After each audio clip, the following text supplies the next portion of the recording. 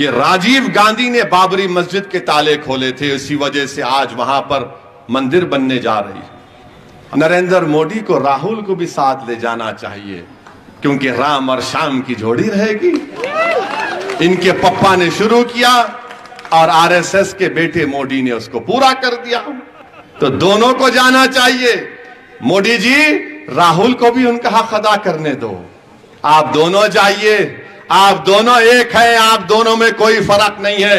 एक जरा ज्यादा गुस्से में बोलता, एक जरा फिरा फिरा के अंग्रेजी में, हिंदी में बोलता बेचारा। अब हिंदी उर्दू में बोलने के लिए हिज्जे करना पड़ता उनको। हिज्जे करने के माने मालूम आपको?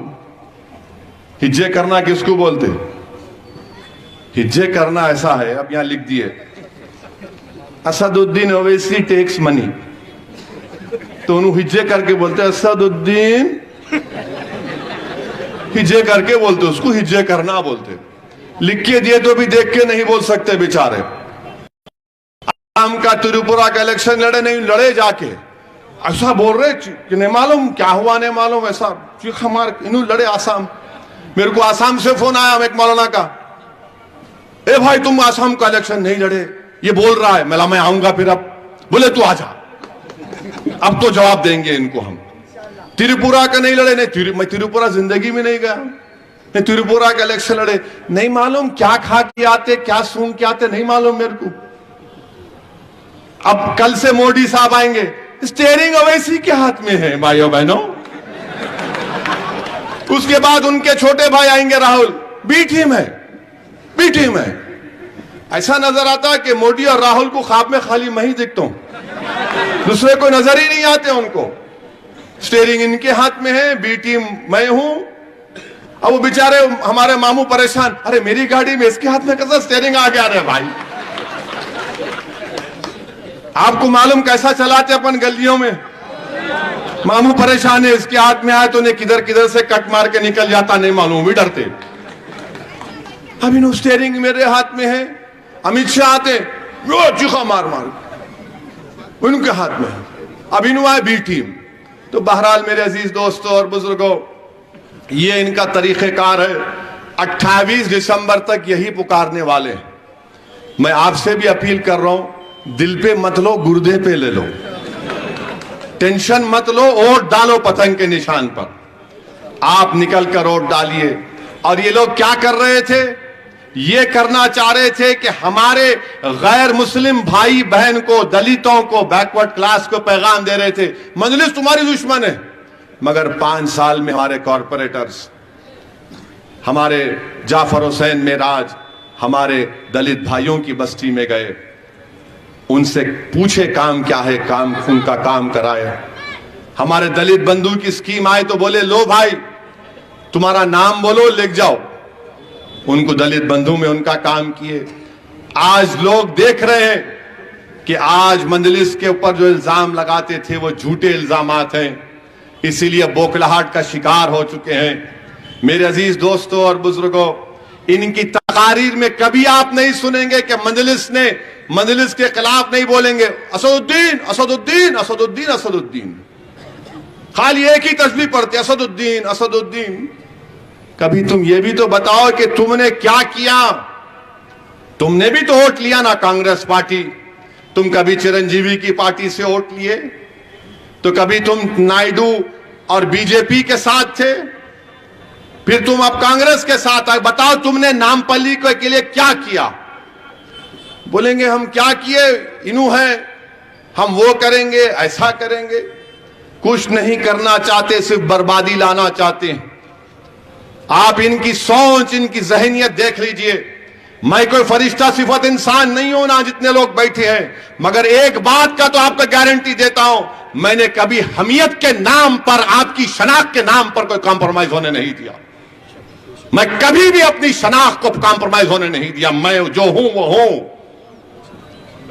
मैं कभी सियासी इख्तिदार के लिए नहीं झुका, ना आपको झुकने दूंगा इंशाअल्लाह ताला। यह मंजलिस का काम रहा है। तो इनको यही चाहिए कि आपकी शनाख्त को खत्म कर दिया जाए, आपकी हमियत को खत्म कर दिया जाए, आपके नाज और फख्र की चीजों को मिटा दिया जाए। ये इनकी सोच है। मुझे नहीं मालूम कि मैं इस दुनिया में कब तक रहूंगा या आप कब तक रहेंगे, मगर याद रखो जमात तो रहेगी इंशाअल्लाह ताला। अगर जमात रहेगी तो हम सब का फायदा है, हम सब का फायदा है। अगर आज असद को कोई इज्जत मिली तो जमात से मिली, अल्लाह के फजलो करम से मिली। मुझे इसलिए नहीं मिली कि मैं सलाहुद्दीन अवैसी जैसे कद्दावर कायद का बेटा हूं। मुझे पहचान अगर मिली तो अल्लाह के फजलो करम से, नबी करीम सल्लल्लाहु अलैहि वसल्लम के सदक़े की वजह से और मंजलिस की वजह से मिली। अगर आज मुझसे दुश्मनी कोई करता है तो इसलिए करता है कि मंजलिस की वजह से एक मंजलिस का सिपाही है। अगर आज मेरी गाड़ियों पर गोलियां चलाई जाती हैं तो इसलिए चलाई जाती हैं कि मंजलिस का खादिम है। वो ये समझते हैं कि मेरी आवाज को खत्म करने से मंजलिस को नुकसान होगा। अरे जालिमो, तुम फिर से चलाओ गोली, मैं मरने को तैयार हूं मेरी जमात के लिए, मगर मैं मर भी जाऊंगा मैं तो जमात आबाद रहेगी। मैं जिंदगी में दुनिया में आया हूं तो जाने के लिए तैयार हूं। मैं मौत से कभी नहीं डरा, ना कभी डरूंगा, मगर मुझे जमात की फिक्र थी और हमेशा रहेगी। हम अपनी जिंदगी में जो कुछ वक्त अब तक अल्लाह ने मुझे दिया है और आइंदा भी देगा, उसका एक एक लम्हा मेरी एक ही फिक्र होती कि मेरी जमात को कैसा मजबूत किया जाए। मुझे एक ही चीज का डर होता है कि हशर के मैदान में जब तमाम लोग खड़े होंगे तो मैं क्या जवाब दूंगा उन बुजुर्गों को जिन्होंने नहीं मालूम क्या क्या इस मंजलिस के लिए किया होगा। शायद नौजवान नहीं जानते, ये जो यहां पर ईदगाह का ग्राउंड है, इसको बचाने के लिए कौन सबसे पहले तहरीक शुरू किया था मालूम आपको? बुजुर्गों को मालूम होगा, मरहूम इस्माइल जबी साहब। वहां पर आकर इस्माइल जबी साहब सो गए थे, कई कई दिन तक सो गए थे उस ईदगाह को बचाने के लिए। ये मजलिस के इस्माइल जबी साहब थे, रहमतुल्लाह अलैह, अल्लाह उनकी मग़फ़िरत करे। मेरे अजीज दोस्तों और बुजुर्गों, ये आपकी जमात है, ये आपकी आवाज है। आप सिर्फ जमात के नाम पर मजलिस का वोट दीजिए। शख्सियतें आएंगी और चले जाएंगी। असदुद्दीन अवैसी भी इस मट्ठी में घुल जाएगा, मगर जमात को मजबूत रखिए। इल्जामात लगते रहेंगे, बहुत बातें की जाएंगी मेरे बारे में। आ रहे हैं मोदी जी और ये भी आएंगे, सब लोग सिर्फ एक ही दीवाने का नाम लेंगे, मैं सबके लिए लैला हूं। सब मुझसे मोहब्बत करते हैं, मगर कोई फर्क नहीं पड़ता। जितना बोलना चाहे बोल लो। अखबारात में बहुत गलत बातें लिखी जाती हैं, झूठे बातें लिख दी जाती हैं। आज दिन भर से न्यूज चल रही, मुमताज खान जा रहे, अरे पठान का बच्चा है, वो नहीं जाने वाला है, ये दूसरा जाएगा। जा रहे, मेरे को मीडिया वाले बोल रहे, मैं क्यों, आपको कैसा मालूम? नहीं हम सुने, मैं बहुत सुनते, इलेक्शन का जमाना है, चील उड़ी तो भैंस उड़ी बोलते, तो मालूम मेरे को। जा रहे, कोई नहीं जाने वाला है। मुझे यकीन है कि सब अफवाहें फैलाई जाएंगी, कुछ होने वाला नहीं है। दुश्मनों की एक चाल है, अब बैठ के कुछ एक छोड़ दो सोचा, अब अपने लोग 2 घंटे, क्या साहब कुछ ऐसा है क्या? अरे मैं बोला भाई साहब कुछ होगा नहीं, कुछ भी नहीं। अच्छा फिर हमारे ये जो कांग्रेस के बीजेपी के लोग हैं, आप जो है ये नाम दिए और आपके साथ में आप 6 हलकों का नाम दे दिए। एक बहादुरपुरा बाकी है, जुबली हिल बाकी है, राजेंद्र बाकी है, आप किसको देंगे? मैं बोला मेरी मर्जी, पार्टी का फैसला होगा। नहीं, आप अभी तक इसमें खवातीन को नहीं दिए। मैं बोला मेरे पास वुमेन कारपोरेटर है, मोहतरमा यास्मीन सुल्ताना साहिबा हमारे साबिका बल्दिया भी है, देंगे उनको इंशाल्लाह, एक वक्त आएगा तो बराबर देंगे। हमारे भाई की बेटी सैयदा फलक भी तकरीर किए, बोला वक्त आएगा सबको आएगा। फिर उसके बाद बोले आप क्या गैर मुस्लिम को भी देंगे? बोला मेरे पास कारपोरेटर राजमोहन है। अमित शाह आके 4 मीनार के खड़े हो गए, राजमोहन को हराऊंगा। योगी आए यूपी से, 4 घंटे सदका फिरे पुराने शहर में, राजमोहन भी जीता, हमारा स्वामी यादव भी जीता कारवान का। राजमोहन 4थी मर्तबा का पुराना पुल का कारपोरेटर है। राजमोहन जिस दिन अमित शाह मेरे को फोन किया घासी बाजार से, हमारे गौस, बोले साहब आ रहे हो? अरे वाला कुछ नहीं होता भाई साहब, फिक्र मत करो, चार मीनार अब्बा की जगह है, वहीं आ रहे हो, कुछ नहीं होता, आए उन्होंने कुछ नहीं हुआ। अब हमारे मीडिया के लोग को मैं बताना चाह रहा हूं कि राजेंद्र नगर से मंजलिस का एक 22 साल पुराना रुकन है, कितना 22 ईयर्स ओल्ड, साबिका रुकने बल्दिया, उसका नाम क्या है? बी रवि यादव राजेंद्र नगर का कैंडिडेट होगा इंशाअल्लाह ताला। अब आप बताओ आप क्या करेंगे? अब आप बोलेंगे ये क्या चाल चल दिया रे भाई तू।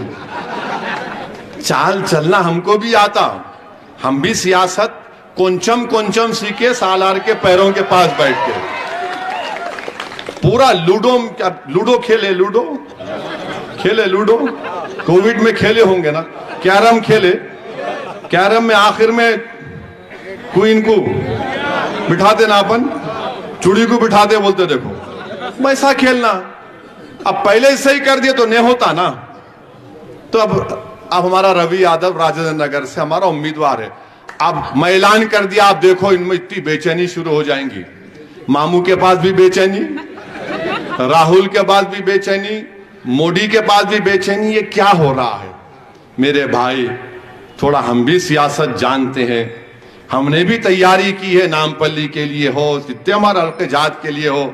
हम कोई हाथों में मेहंदी लगा के नहीं बैठे हैं, हम जानते हैं, पूरा हर चीज को जानते हैं, और हम उसकी तैयारी अब से नहीं 8-9 महीने से कर रहे। हर चीज पे सोच के कर रहे तैयारी, हर खाने को बंद करने की तैयारी हम कर रहे। अब इनको समझ में नहीं आया तो कोई बात नहीं, शहर मेरा, गली मेरी, घर मेरा, दिल भी है मेरा। अब कोई आज मीडिया के लोग बोले ने राहुल गांधी ने कह दिया कि ओवैसी के लिए कांग्रेस के दरवाजे बंद है। मैं बोला मेरे से कहीं को पूछ रहे आप?